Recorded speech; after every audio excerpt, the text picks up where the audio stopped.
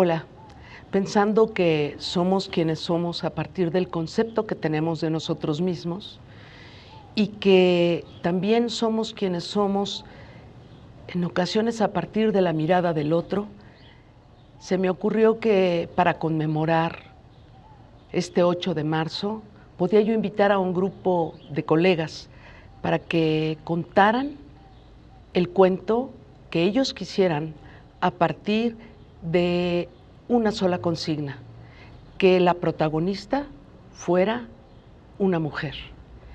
Así, este grupo de hermosos seres humanos decidieron colaborar conmigo y estas son sus voces.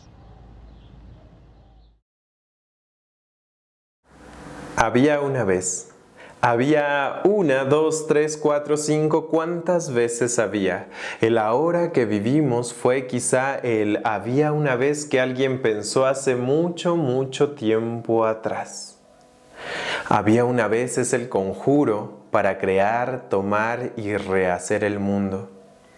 Había una vez, dice mi abuela mientras se queda mirando allá, a un punto fijo, con los ojos grandes que dejan ver el color verde que tienen sus ojos. ¿Quién fue María de Jesús Salgado? Fue mi madre, dice mi abuela.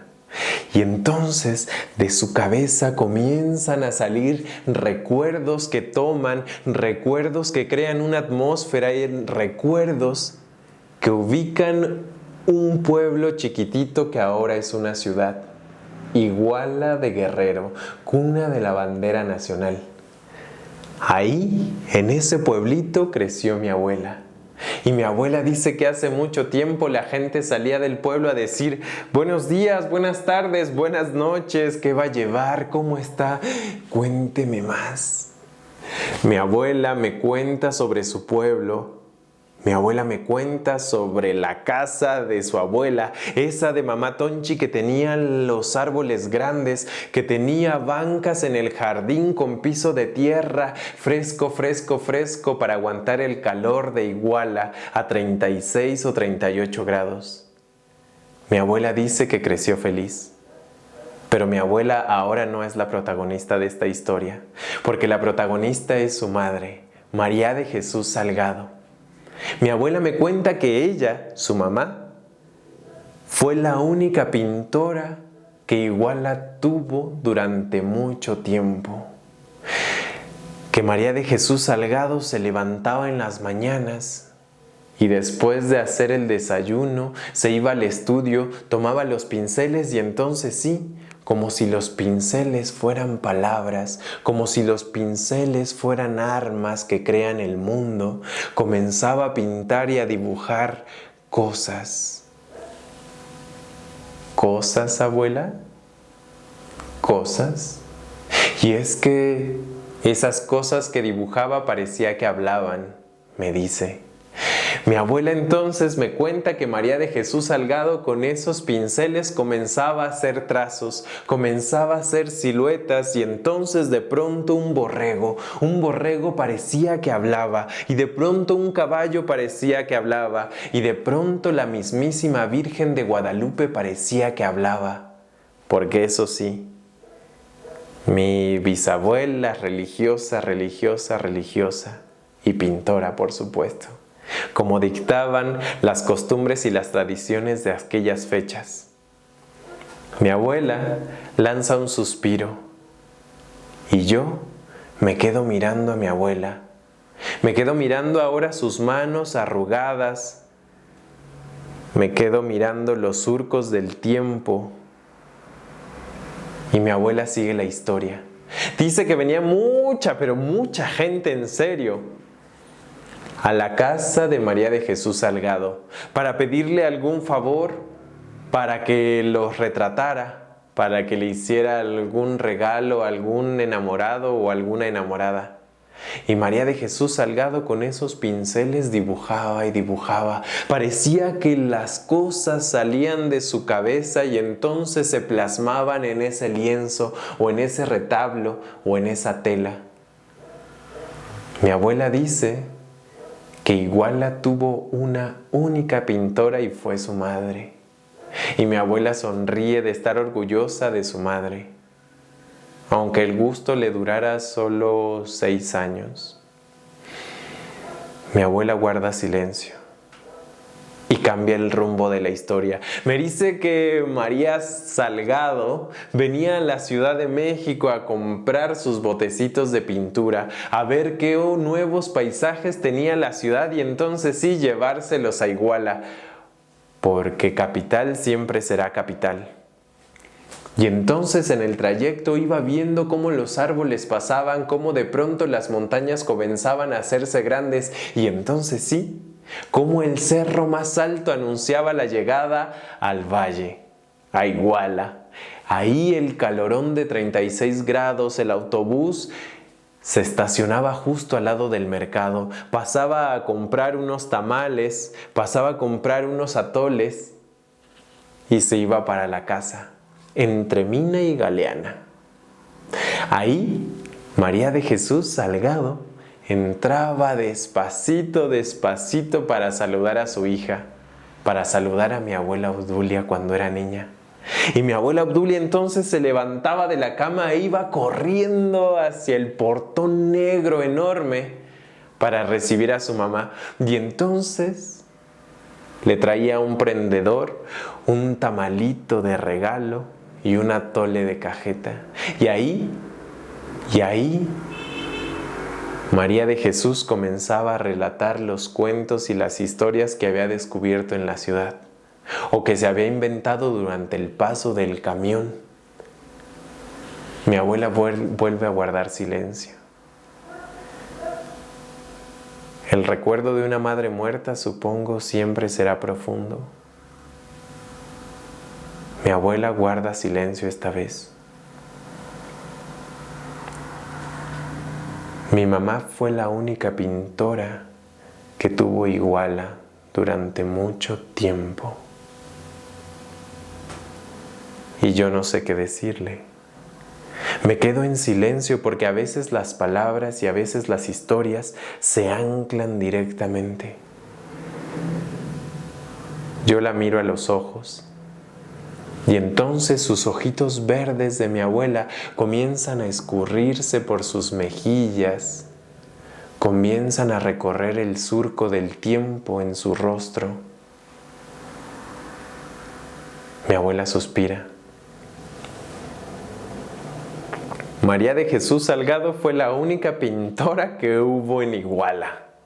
Y viera sus pinturas, e incluso ella fue quien pintó el mismísimo Sagrado Corazón de Jesús. Y vieras que parecía que tenía fuego, parecía que ese corazón se iba a salir del retablo.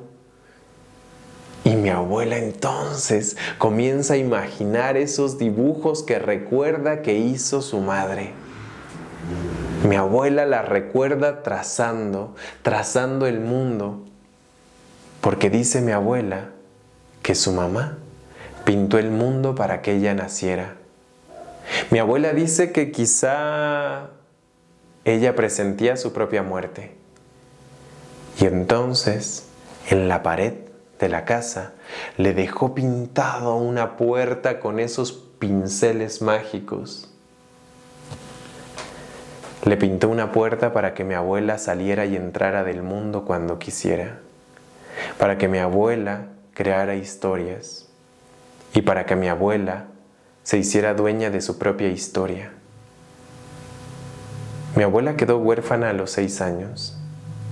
Mi abuela guardó cada uno de los retablos y de las pinturas que su mamá dibujó.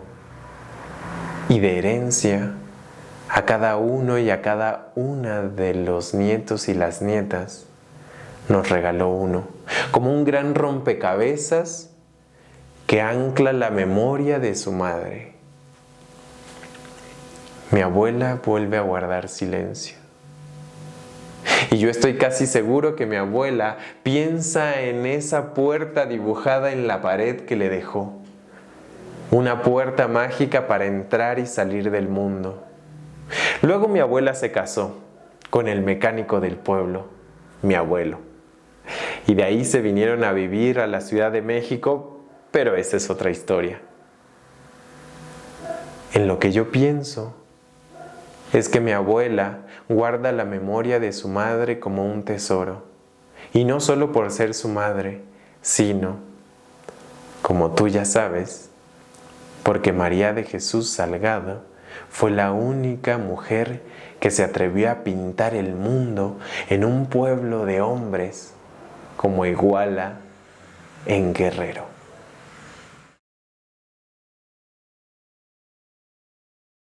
Hola, yo soy Víctor Hernández y les voy a contar la historia de Flora. Flora era una niña que iba en la secundaria y como muchas niñas y niños en la secundaria, Flora llevaba un diario, porque Flora tenía un deseo, una aspiración. Ella quería hacerse amiga de un animal. Le encantaban los animales. Le gustaría algún día tener una conexión especial con algún animal, como se veía en las películas, como veían las películas que le gustaba tanto ver con su abuela cuando la visitaba. Flora escribía en su diario lo que se imaginaba que le gustaría que pasara.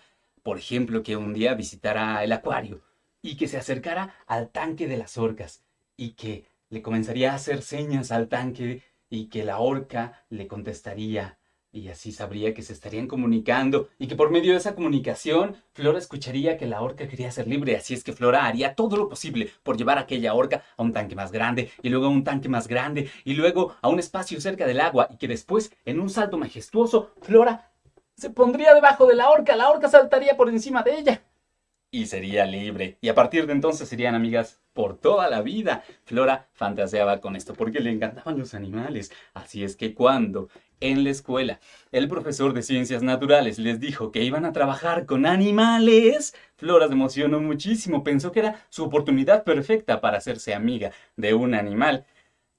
El profesor comenzó a repartir unos pequeños frascos y Flora, para no arruinarse la sorpresa, cerró los ojos en su pupitre y escuchó cómo el profesor iba poniendo los frascos en los pupitres de todos hasta que al fin puso algo enfrente de ella. Flora abrió los ojos poco a poco, esperando ver al que sería su siguiente amigo animal, y lo que encontró fue un frasco lleno de moscas. Moscas, sí. Ahora, no son las moscas que solemos pensar que vuelan alrededor de la popó y de cosas que huelen feo, que están todas peludas y que siempre están pensando en un plan malvado para conquistar el mundo. No, estas eran unas moscas más chiquitas, rojitas, muy bellas. El profesor les dijo que eran moscas de la fruta y ustedes las conocen porque si algún día han dejado un plátano afuera que se pone negro y todo aguado de un pedacito y luego le pican esa parte que está aguada y salen unas mosquitas, esas son las moscas de la fruta. El profesor les dijo que su nombre científico eran Drosophila melanogaster y todos los niños apuntaron y les dijo que eran muy usadas en laboratorios de biología de todo el mundo para estudiar genética y todos los niños. El profesor les dijo, bueno, la genética es estudiar por qué los hijos se parecen a los padres. ¿Ustedes se parecen a sus papás? ¿Ustedes se parecen? ¿Tú te pareces a tu papá? ¿Y tú a tu mamá? ¿Tú te pareces a tus papás o no? ¿Y los cachorros de los perros también se parecen a sus papás perros? ¿Y los cachorros de los gatos se parecen a sus papás gatos? ¿Y qué creen? Las mosquitas, hijas, se parecen a las mosquitas mamá y papá. ¿Y por qué? Bueno, vamos a ver qué es lo que podemos estudiar con estas moscas. El proyecto era muy sencillo, solamente tenían que observar a las moscas que les habían dado y anotar sus características, de qué color eran, cómo tenían las patas, si tenían pelos en las patas, qué tan largos eran, qué tan largas eran sus alas, y luego esperar un poco a que esas moscas tuvieran mosquitas. Y anotar las características, y luego esperar a que tuvieran más mosquitas, y anotar las características, más mosquitas, anotar las características, y así. Flora decidió que iba a poner mucho empeño en aquel proyecto, porque si esta era su oportunidad para hacerse amiga de un animal, pues esta era su oportunidad y la iba a aprovechar. Estuvo estudiando con mucho detalle, con mucho detenimiento a aquellas moscas. Comenzó a conocerlas perfecto. Sabía exactamente cuál mosca tenía, qué pelo en cada pata y de qué color eran los ojos y de qué color eran los pelitos que tenían en todo el cuerpo. Flora las conocía muy bien, conocía a las moscas hijas, a las nietas, a las bisnietas, tataranietas y a las moscas mamá y papá, a las moscas abuelas, bisabuelas, tatarabuelas. Era una saga familiar de las moscas. Flora estaba segura de que pronto comenzaría a hacer una conexión especial con aquellas moscas, que se iba a ser amiga de ellas. Flora estuvo trabajando varias semanas en aquel proyecto y luego llegó un fin de semana. Y después de ese fin de semana, el lunes. El peor día de la semana. A Flora le caían muy mal los lunes porque pasaban cosas, siempre pasaban cosas. Ese lunes el profesor de Ciencias Naturales llegó y les dijo a los niños, bueno niños, el proyecto de biología ha sido todo un éxito, así que se va a terminar hoy. Y todos los niños celebraron, pero Flora por dentro se sentía un poco mal porque ¿qué iba a pasar con sus moscas? Profesor, ¿qué va a pasar con mis moscas? Flora, no te preocupes, van a venir unos señores por ellas y se las van a llevar. Tú no tienes que hacer nada. Y Flora sentía como que se le oprimía el pecho porque ya se estaba encariñando con sus moscas y sentía ya una conexión especial. Eso escribía en su diario. Así es que decidió que no iba a permitir que eso ocurriera. Se quedó después de clases, se escondió en un salón vacío. Luego fue por su mochila y le quitó todas las cosas. Y así, con la mochila vacía, Flora comenzó a deambular por los pasillos vacíos de la secundaria. Tenía un plan. Sigilosa, se fue, se metió por los rincones hasta llegar al laboratorio de ciencias naturales. Abrió la puerta y fue directamente al estante donde estaban las moscas. Tomó un frasco, lo guardó en su mochila vacía. Tomó otro frasco, lo guardó y así comenzó a llevarte a todas las moscas, no solo las suyas, sino también las de sus compañeros, pues tenía que salvarlas a todas. Y con esa mochila llena de frascos de moscas, Flora fue también sigilosa hasta el lugar donde le parecía que las podía ocultar. Flora se había acordado que debajo de las escaleras del primer piso del edificio B había un cuarto de tiliches, que las autoridades y los profesores pensaban que estaba cerrado con llave, pero los niños sabían muy bien que se podía abrir con una tarjetita. Así es que llegando a aquel cuarto, Flora metió la tarjetita, abrió la puerta y se metió. Comenzó a sacar todos y cada uno de los frascos, los puso en las sillas que había por ahí, en las mesas, en los estantes y luego abrió los frascos. Cada uno de los frascos que contenía una familia completa de moscas. Flora los abrió y les dijo a sus moscas, muy bien amigas, son libres, sean libres. Pero las moscas parecía que no querían ser libres, solamente volaron un poquito, luego se volvieron a meter a sus frascos. ¿Qué pasaba? Flora decidió que no se iban a enojar con sus amigas en ese momento, así es que sacó un plátano que tenía, un kiwi que también les había traído de su casa, se los dejó para que comieran, cerró la puerta y se fue. Durante aquella semana, Flora estuvo cuidando muchísimo a sus moscas, dedicándoles mucho tiempo. Pedía permiso para ir al baño e iba a ver a las moscas. Se quedaba después de clase, iba a ir a las moscas. Llegaba temprano para ir a ver a las moscas. Todo el tiempo iba a ver a sus moscas. Estuvo escribiendo mucho en su diario porque le parecía que ahora sí se estaba creando esa conexión especial. Flora fantaseaba que con esa conexión especial, tal vez un día iba a poder pedirle a las moscas que juntaran, que volaran todas juntas y en un enjambre deletrearan su nombre. Flora, en el aire, un enjambre de moscas y todos los niños iban a quedar de wow, ¿cómo le haces, Flora, para pedirle esas cosas a las moscas? Y ella iba a decir, pues es que tenemos una conexión muy especial, las moscas y yo. Flora sentía que ahora sí, se estaba haciendo de verdad amiga de aquellas moscas.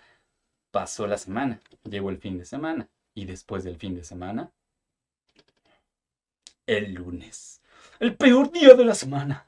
Ese lunes sería uno de los peores lunes del día, de la vida de Flora, porque cuando llegó a la secundaria se dio cuenta con sorpresa que algo estaba pasando, algo no estaba bien, había mucho barullo afuera, muchos niños estaban afuera, parecía que también estaban los papás, los profesores, todos estaban tratando de tranquilizarse los unos a los otros, había muchos carros por todos lados, unas camionetas blancas que Flora nunca había visto, incluso un par de patrullas de policía. ¿Qué era lo que estaba pasando?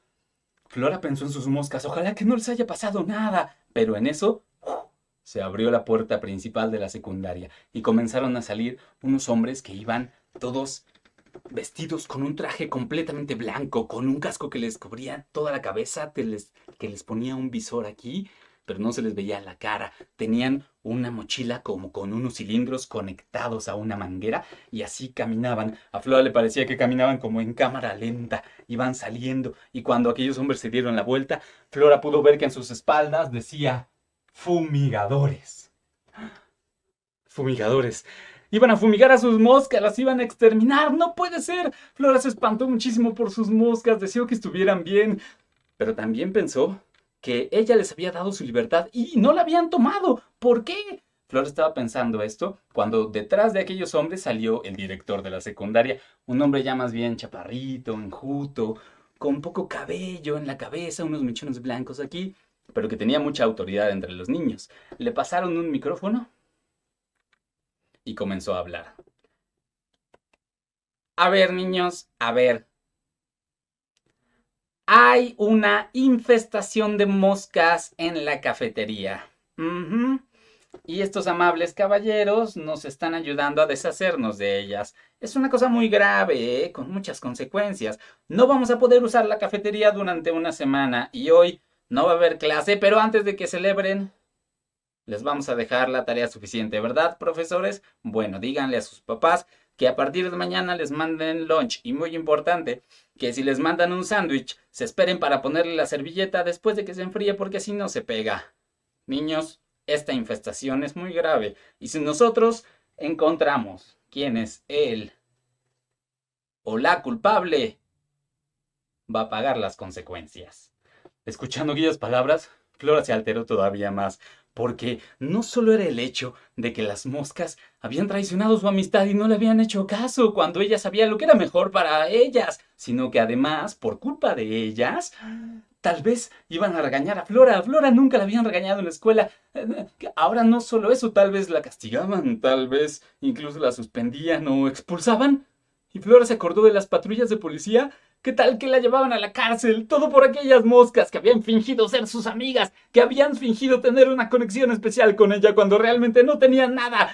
Flora ya no podía soportar y maldijo a las moscas. Pero luego se tranquilizó, porque miren cómo acabó la historia de Flora y las moscas. Bueno, en la secundaria nadie se enteró que había sido culpa de Flora, aquella gran infestación, la que sería conocida como la gran infestación de 1999 durante muchos años.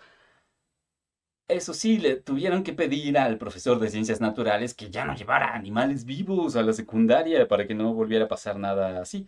Sin embargo, Flora, después de tranquilizarse, decidió que iba a seguir intentando hacerse amiga de algún animal, el que fuera, que tuvieran una conexión especial algún día. Pero eso sí, lo último que ella escribió al respecto de las moscas de la fruta fue lo siguiente. Moscas de la fruta.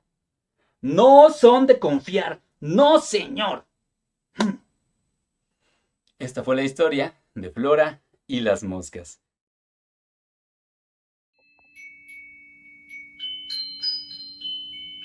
Esta es la historia de Malena. Malena guardaba las sonrisas que caían de los espejos en una pequeña caja, porque no le gustaban las historias que le contaban. Cuando Malena era pequeña, recordó que a diario escuchaba decir que la belleza se lleva en el interior. Entonces Malena, esperanzada, creyó que ella podía encontrar la belleza, su belleza, dentro de sí misma. Para eso, Malena un día emprendió el viaje más largo de su vida, el que dirigía directamente hacia su ombligo. Para viaje tan arriesgado, se ató bien fuerte por la cintura y se dejó caer por el precipicio, aquel precipicio que conducía justo a su interior. En ese viaje,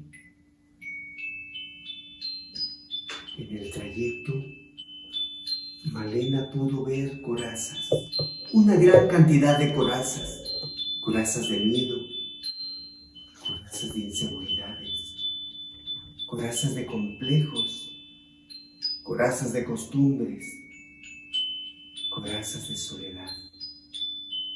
Allí iba en ese viaje Malena descubriéndose.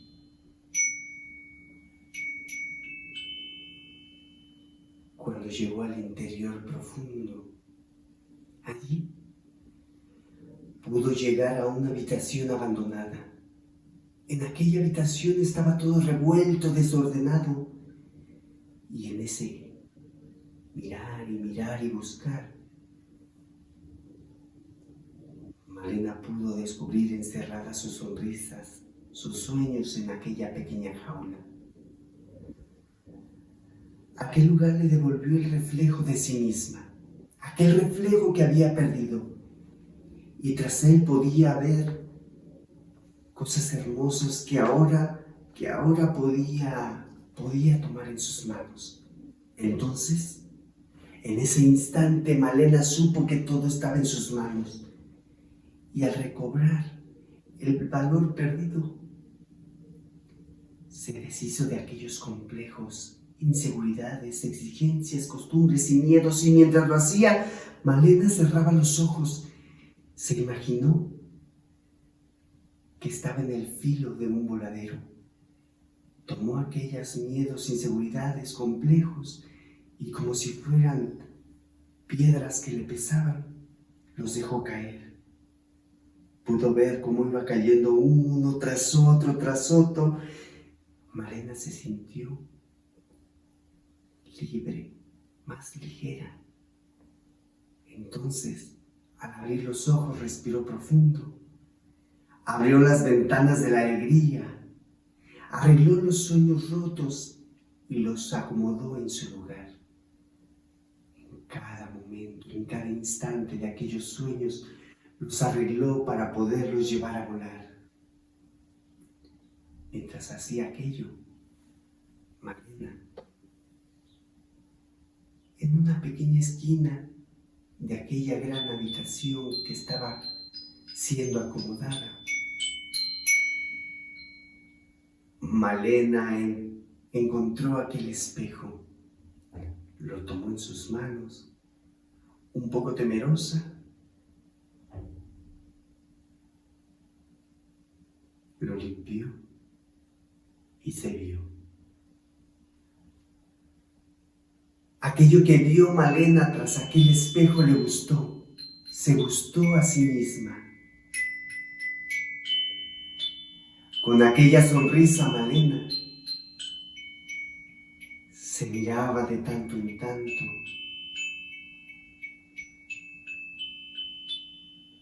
y se atrevió a decirse que era valiente, que era fuerte,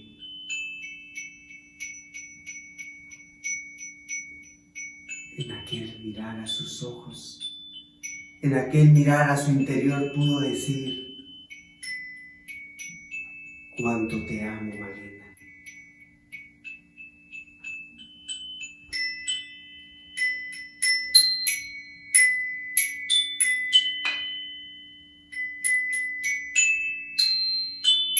Esta historia se llamó Malena en el espejo, de Elena Fernández. Malena pudo recobrarse a sí misma y construir su vida, construir sus sueños, con una sonrisa y una mirada al espejo diario y aquella palabra que decía: te amo.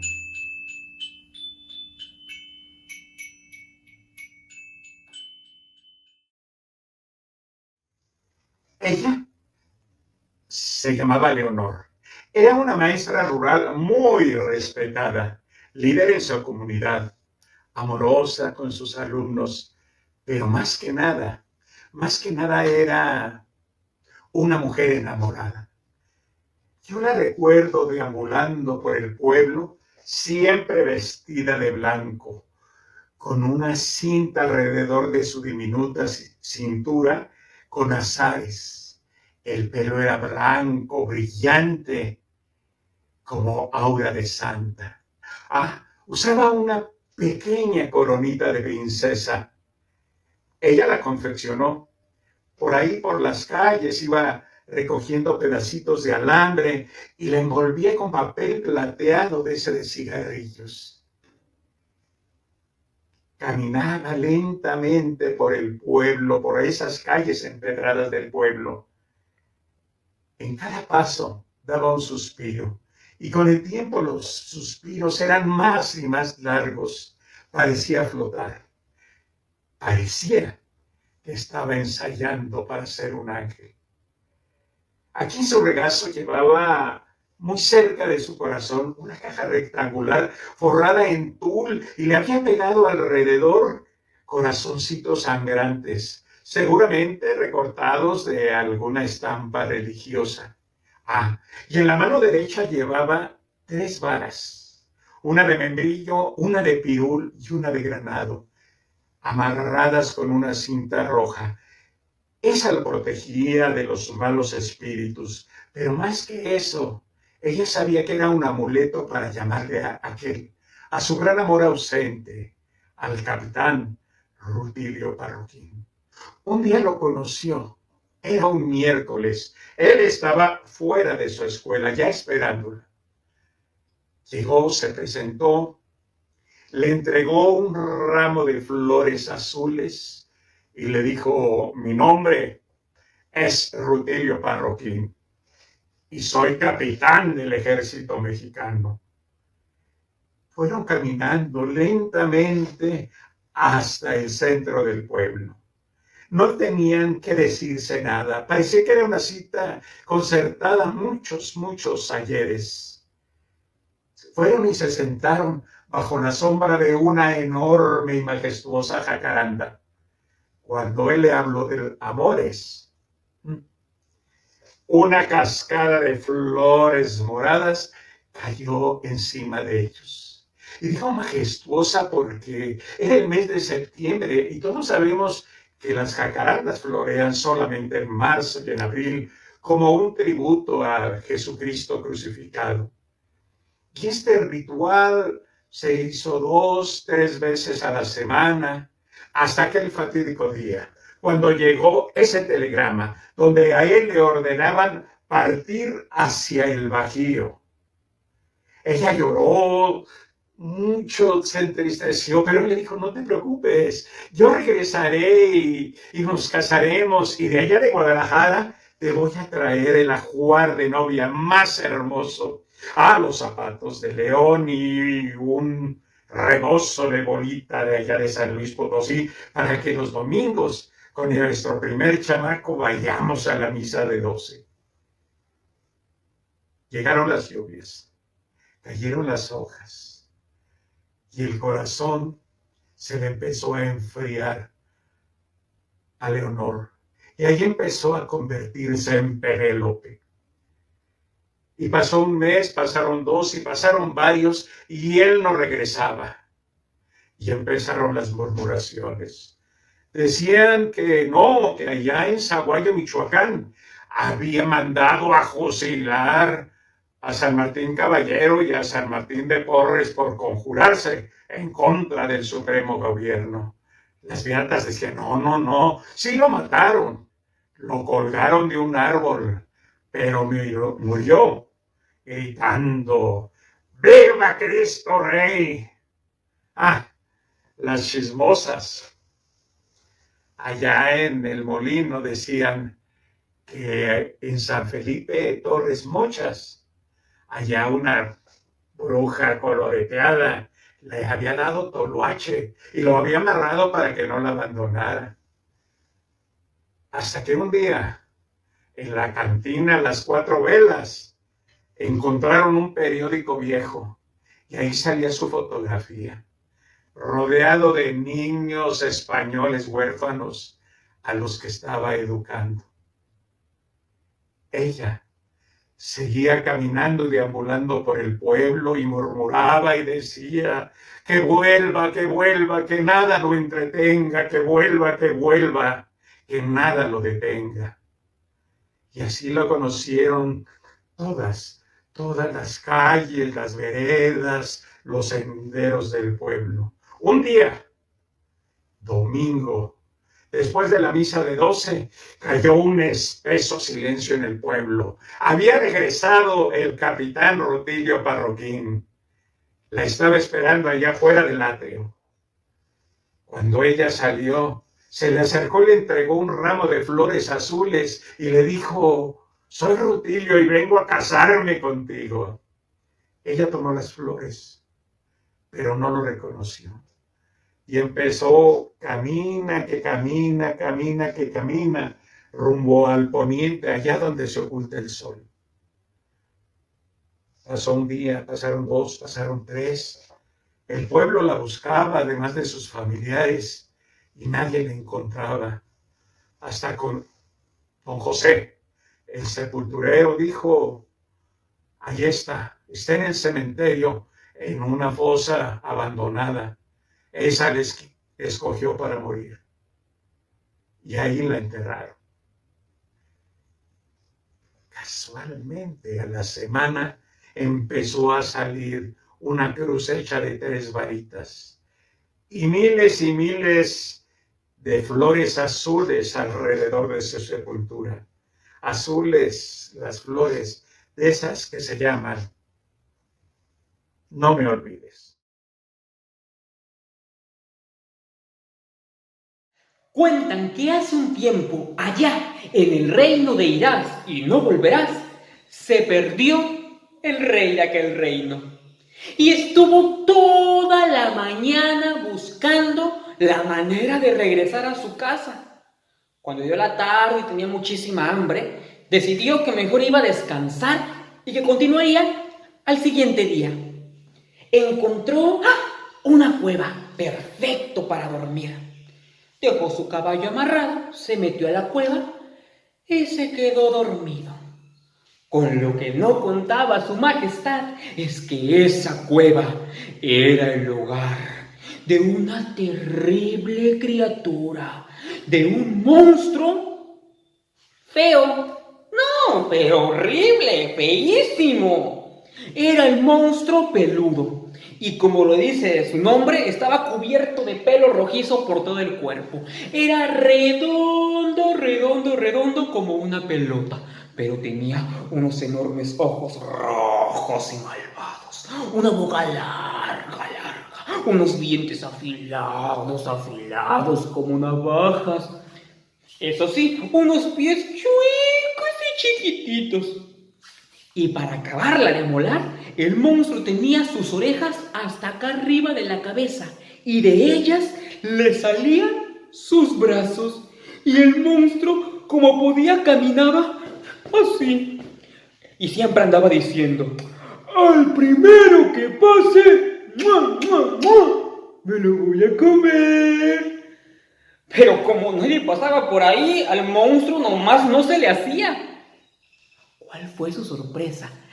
Que al llegar a la cueva se encontró con el rey durmiendo. Lo miró y dijo, yo les advertí que al primero que pasara, me lo iba a comer. El monstruo peludo agarró al rey y cuando le iba a dar el primer mordisco, este se despertó y le dijo, no, por favor, señor monstruo peludo, no me coma. ¿Y por qué no? Si yo tengo mucha hambre. No, mire, yo soy el rey de un reino muy poderoso y muy rico. Si usted me deja ir, le traeré lo que más le guste comer. ¿Qué le gusta? Hamburguesas, hot dogs, pizzas, galletas, lo que usted quiera. ¿Lo que yo quiera? Sí. Bueno, a mí me encanta la carne humana, pero me gusta más la carne de niños y niñas pequeños, porque es más suave, más jugosa. ¡Ay, señor monstruo peludo! El rey no quería sacrificar a un aldeano o a alguien, pero sabía que podía engañar al monstruo. Mire, si usted me deja ir, yo le traigo al primer niño o niña que me encuentre en el camino. ¿Qué le parece? ¿De veritas me lo juras? Sí, por favor, déjeme ir. Bueno, está bien, espérate. El monstruo puso al rey en una esquina y sacó una cuerda. Se amarró un extremo en su diente más afilado y el otro en la pierna del rey. Y le dijo que esa era una cuerda mágica, que se extendía y se extendía hasta que encontrara un niño. Y lo traería de regreso hacia él. Pero que no se le ocurriera escaparse porque la cuerda se los iba a advertir. Y entonces le iba a hacer así, como espagueti, y se iba a comer al rey. No se preocupe, señor monstruo, yo le traigo al primer niño o niña que me encuentre. El rey se subió a su caballo, el monstruo le indicó cómo llegar a su castillo, que ya estaba muy cerquita de ahí, y por donde estaba el palacio y todo el reino, por supuesto. El rey llegó al reino, al fin, al pueblo, y ahí andaba, pero no veía ningún niño ni niña. Los buscó hasta por debajo de las piedras, pero nada. Al parecer también estaban en cuarentena porque no los veía en la calle. ¿Cuál fue su sorpresa? Que a lo lejos, allá, venía una niña con su vestidito, con sus zapatitos bien boleados, comiendo muchos dulces y con su corona. ¿Con su corona? Era la princesa Cleotilde, su hija. Y cuando la vio cerquita le dijo: ay, hija, ¿cómo se te ocurre salir del palacio? Ya te he dicho muchas veces que no salgas a comprar dulces sola. Ay, está bien, tendré que dejar que el monstruo me coma porque jamás te dejaría que le hiciera algo a ti. Y la princesa no entendía. ¿De qué hablas, papá? Ay, te voy a contar. Y el rey le contó todo lo que había pasado. Y la princesa, como si nada, le dijo: ay, papá, pero si todo el mundo sabe cómo destruir un monstruo peludo. ¿En serio, hija? Sí, claro que sí. ¿Y cómo? Pues no te voy a decir, fíjate, porque eso viene en los libros y tú como gobernante deberías leer mucho. Ay, hija, es que tantas letras y todo eso. ¿Cómo lo voy a destruir? No te preocupes, mira, llévame con él y vas a ver que yo lo destruyo. ¿Segura? Segura. Se subieron al caballo y la cuerda los comenzó a jalar poco a poco. Llegaron a la cueva del monstruo. Este ya los esperaba. Al ver a la niña le dijo al rey: tú sí cumpliste, bien hecho. Lo desamarró y le dijo: ahora sí, ya te puedes ir. Se quedó con la princesa Cleotilde. La puso por una esquina. La miró, la saboreó y le contestó. Y le comentó: no te ves muy feliz. Y la princesa le dijo: será porque hueles a pipí. Al monstruo peludo le enojaba que le contestaran, y más de esa forma. Niña, ¿cómo te atreves? Ay, mejor lávate los dientes. ¡Ay! Y el monstruo se enojó, y el monstruo peludo, cuando se enojaba, se esponjaba. Niña, te arrepentirás de eso. Te huelen los pies a queso. ¡Ay! Y el monstruo engordó más y más.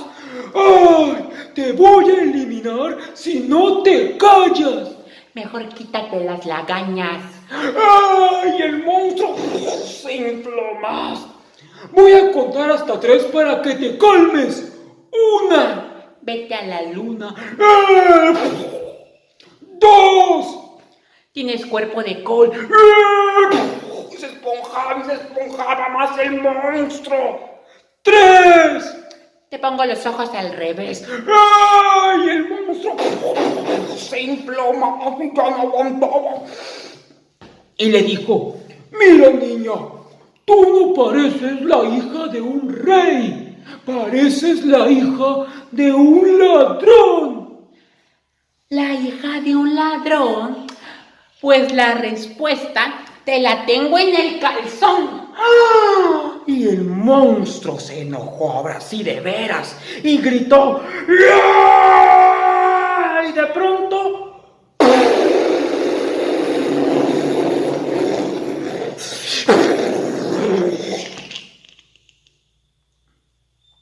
el monstruo explotó en una lluvia de confeti.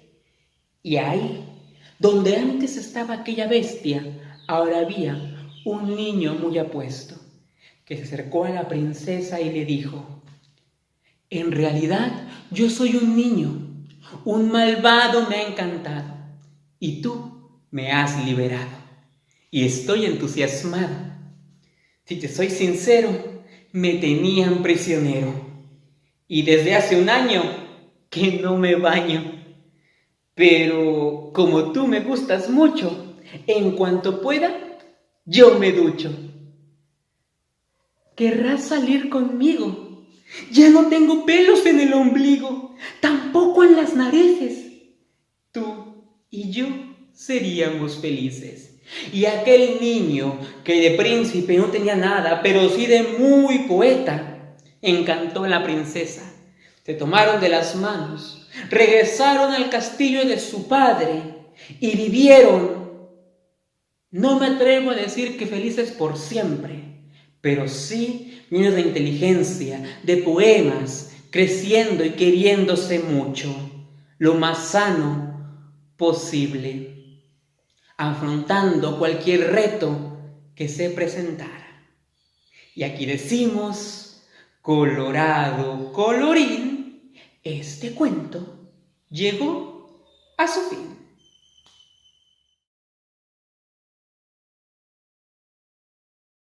Qué gusto estar compartiendo historias con ustedes. Soy Jorge Salvaje, contador de libros. Me dedico a contar libroálbumes y libros ilustrados con muñequitos y con muñequitas también. Hoy quiero compartirles Paca al revés, una historia de Maricuela y Fran Fonseca que comienza en un árbol. Un árbol que se mece con el viento y donde habitan ardillas, aves, pero donde también habitan los sueños de todos aquellos, de todas aquellas que llegan a resguardarse bajo sus frondas. Y ahí, en ese árbol, Paca suele poner una cuerda y otra de este lado y se columpia. Mientras más se columpia, más está segura de que está a nada de volar. Y lo cierto es que cuando va muy, pero muy fuerte, ella suele saltar y entonces se da cuenta de que sí, de que no le falta nada para volar. Bueno, el día de hoy, Paca no va a saltar, porque Paca se ha quitado los zapatos y también se ha quitado los calcetines. Y los dos. Se ha quitado los calcetines porque ella tiene una costumbre muy peculiar. A Paca le gusta pensar con los pies. Exacto, tal como lo ves. A Paca le gusta pensar con los pies. Así, ella ha descubierto que no existe un destino, sino que son las mujeres las que con sus pasos van construyendo su propio camino. Por eso en cada pie ella se calza un bombín para mantener calientes, tibias las convicciones, las ideas y los sueños hasta el fin. Bueno, de vez en cuando se quita los bombines para calzarse los patines y vivir su vida sin límites. Pero lo realmente interesante es que en la cabeza ella se calza un calcetín. Es por eso que algunos dicen que los sueños, las ideas y las convicciones le huelen a queso. Le huelen a queso, pero a ella no le importa que digan eso. Se sirve una copa de vino, abre la ventana y grita: pues las uvas con queso saben a besos. Las uvas con queso saben a besos. Cuando le llegó su primer beso, no pasó nada de eso. Cuando llegó su primer beso, sonó como un pedo. Ella se puso verde de vergüenza. No se parecía a nada de lo que decía la ciencia, ni a nada de lo que la habían educado con tanta paciencia. Pero al poco tiempo descubrió que si así sonaban sus besos, sus pedos, esos sí que tronaban con esmero. Desde entonces, cada que Paca está enamorada, que es muy a menudo porque ella es una mujer entregada, lo que hace es que come garbanzos se sirve un gran plato de fabada y cuando llega hasta la persona seleccionada y están pie con pie, ella de una pirueta se pone al revés y entonces le entrega un beso. No es desprecio, no es una falta de respeto, nada de eso. Es la historia de Paca al revés, que ha entendido que cada mujer es como es, que piensa con los pies, porque no cree en el destino, porque ella cree que paso a paso hace su propio camino. Y así termina esta historia de un árbol donde habitan ardillas, donde habitan aves, pero también donde habitan los sueños de todos aquellos, de todas aquellas que llegan a protegerse bajo sus frondas.